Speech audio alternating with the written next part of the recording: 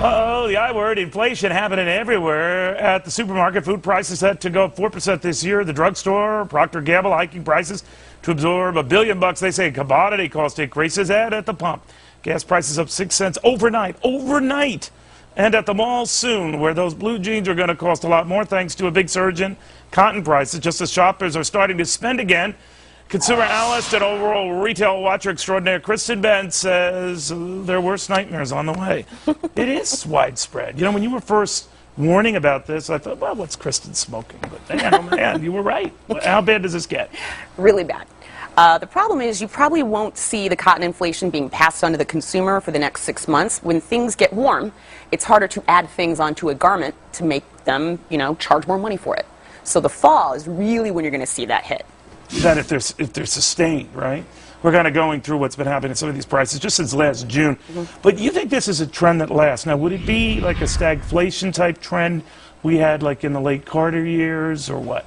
Yeah, I do. And I think we're already there. But I definitely see it a stagflation-esque feeling to this. And what does that mean? To a lot of people, it's slow global economy, runaway inflation. Runaway inflation, jobs, 250 million people unemployed.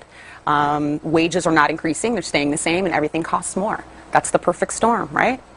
Wouldn't a very slow environment economically keep a lid on these price increases, though? All things being equal, they would, but all bets are off now. Why? We're not in Kansas anymore. What's your biggest worry? What's driving it? My biggest worry is that everything is hitting at once. So it's not just oil. It's not just cotton inflation. It's food. It's gas. Everything. But you don't see it in the aggregate numbers. Now, of course, CPI, right. PPI, all these numbers that routinely X out food and energy. But you think we will, right? Well, look at today's GDP number.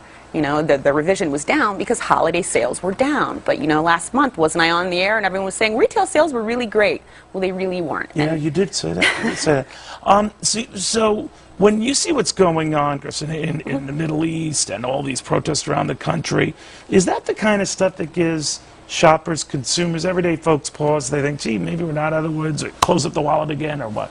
Absolutely. People don't have jobs. They're seeing all this unrest happening out there. And at the end of the day, everything's costing them more. And all of these unemployment benefits are exhausting. So these numbers are very nebulous. And you really have to pay close attention to them because people aren't really taking into account these workers that have these benefits are completely exhausted now. So once that happens, then it's a double whammy. Well, it's the consumers falling and they can't get up.